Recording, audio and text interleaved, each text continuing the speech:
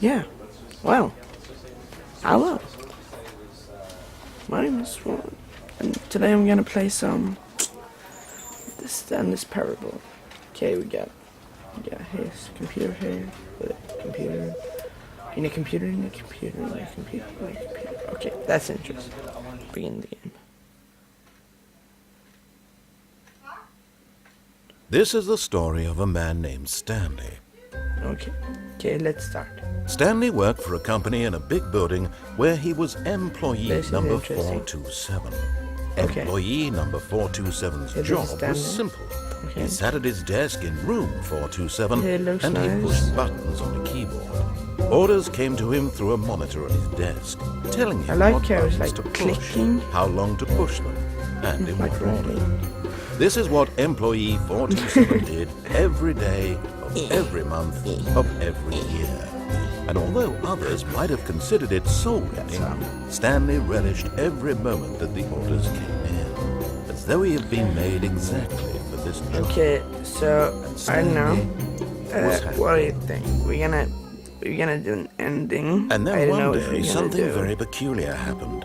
Something that would forever change We're Stanley. gonna do like Something he follow would his never roads, quite forget. because You have He had been at his Sometimes desk you for have two nearly an different hour when he realized that not one single order had arrived on the monitor for him to follow. No one had showed up to give him instructions, call a meeting, or even say hi. Never in all his years at the company had this happened, this complete isolation. Something was very clearly wrong. Shocked, frozen solid, Stanley found himself unable to move for the longest time. But as he came to his wits and regained his senses, he got up from his desk and stepped out of his office.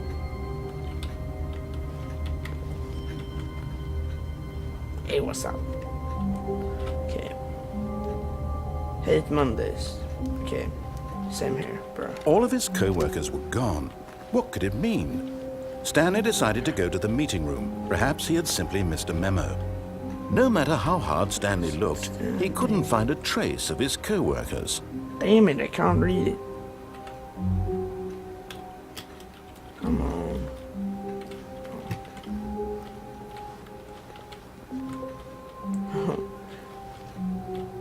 Poor him that sits here.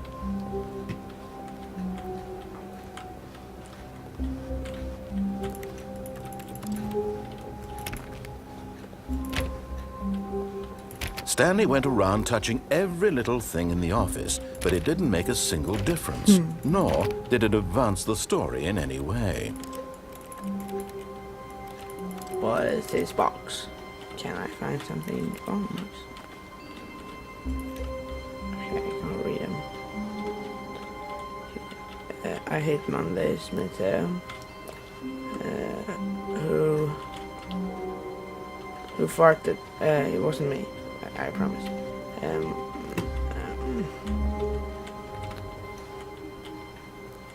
I like work. Just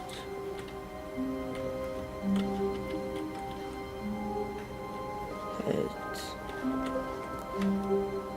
my boss.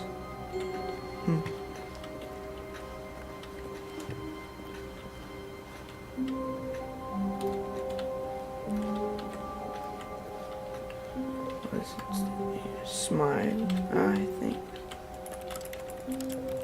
Okay, let's. Oh, nice view. Oh.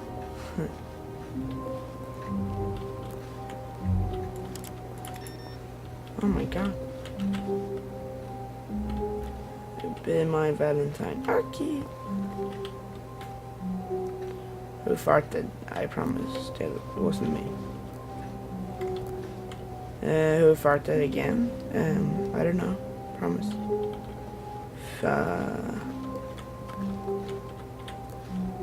Can't read it, so yeah. I hate Mondays, okay. Well, I do too. So, you're not alone.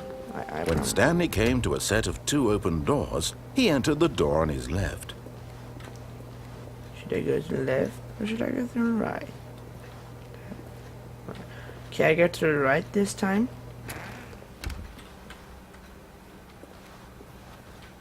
Hello? Hello?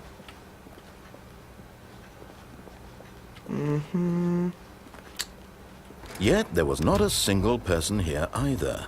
Feeling a wave of disbelief, Stanley decided to go up to his boss's office, hoping he might find an answer there. Let's all decide whether they gotta work here. Let's phone up and sign anything. We can supporting you more. Okay. Yeah, just like that. Assured employees that everything is okay. Make sure you slide as slave biography. Okay. Everyone is unique. You most of all. Okay, thanks, I guess. Next. Come on. Okay. Number of sides on this. Chart, and slides. Okay. Next. Red to return. Okay. There. Side curve. Okay, so if you have this game, you can read this out loud. I don't care right now. Stanley stepped into the broom closet, but there was nothing here, so he turned around and got back on track. Okay, there.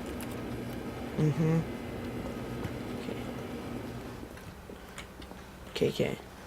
Coming to a staircase, Stanley walked upstairs to his boss's office.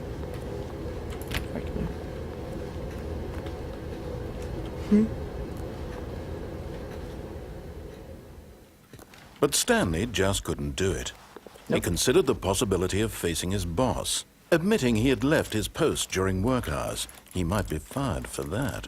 And in such a competitive economy, why had he taken that risk? All because he believed everyone had vanished? His boss would think he was crazy. And then something occurred to Stanley. Maybe, he thought to himself, maybe I am crazy. All of my co-workers blinking mysteriously out of existence in a single moment for no reason at all? None of it made any logical sense. And as Stanley pondered this, he began to make other strange observations. For example, why couldn't he see his feet when he looked down? Why did doors close automatically behind him wherever he went?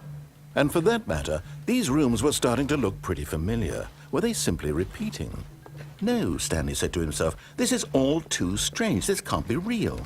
And at last, he came to the conclusion that had been on the tip of his tongue. He just hadn't found the words for it. Please. I'm dreaming, he yelled. This is all a dream. Oh, what a relief Stanley felt to have finally found an answer, an explanation. His co-workers weren't actually gone. He wasn't going to lose his job. He wasn't crazy after all. And he thought to himself, I suppose I'll wake up soon. I'll have to go back to my boring real-life job pushing buttons. I may as well enjoy this while I'm still lucid. So, he imagined himself flying and began to gently float above the ground. Then he imagined himself soaring through space on a magical starfield, and it too appeared. It was so much fun, and Stanley marveled that he had still not woken up. How was he remaining so lucid? And then perhaps the strangest question of them all entered Stanley's head. One he was amazed he hadn't asked himself sooner. Why is there a voice in my head dictating everything that I'm doing and thinking? Now the voice was describing itself being considered by Stanley, who found it particularly strange. I'm dreaming about a voice describing me, thinking about how it's describing my thoughts, he thought. And while he thought it all very odd and wondered if this voice spoke to all people in their dreams, the truth was that, of course, this was not a dream. How could it be? Was Stanley simply deceiving himself, believing that if he's asleep, he doesn't have to take responsibility for himself? Stanley is as awake right now as he's ever been in his life. Now, hearing the voice speak these words was quite a shock to Stanley. After all, he knew for certain, beyond a doubt, that this was in fact a dream.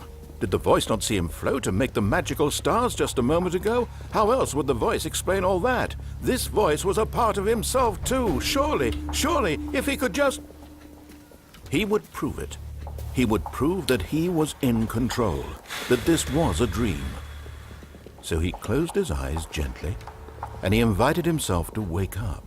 Okay. He felt the cool weight of the blanket on his skin, the press of the mattress on his back, the fresh air of a world outside this one. Let me wake up, he thought to himself. I'm through with this dream. I wish it to be over. Let me go back to my job. Let me continue pushing the buttons.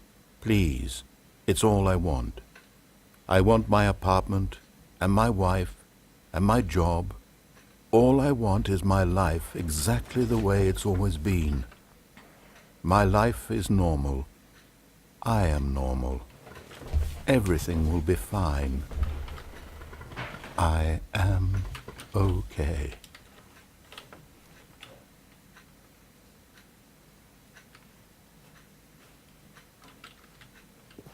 Stanley began screaming. Please, someone, wake me up. My name is Stanley. I have a boss. I have an office. I am real. Please, just someone tell me I am real. I must be real. I must be. Can anyone hear my voice? Who am I? Who am I? And everything went black. There's no jump scare. This is the story of a woman named Mariella. Mariella woke up on a day like any other. She arose, got dressed, gathered her belongings, and walked to her place of work.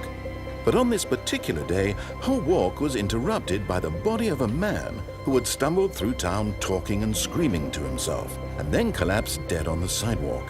And although she would soon turn to go call for an ambulance, for just a few brief moments, she considered the strange man. What have you done? He was obviously crazy. This much she knew. Everyone knows what crazy people look like. And in that moment, she thought to herself how lucky she was to be normal. I am sane. I am in control of my mind. I know what is real and what isn't. It was comforting to think this, and in a certain way, seeing this man made her feel better. But then she remembered the meeting she had scheduled for that day, the very important people whose impressions of her would affect her career, and by extension, the rest of her life. She had no time for this, so it was only a moment that she stood there, staring down at the body. And then she turned and ran. Don't do that, and that. No, just, oh. We should have gone upstairs, yeah. So, yeah, that was a little bit of Stanley's Parable. I hope you enjoy it. We'll see you in another video. Yeah. Bye.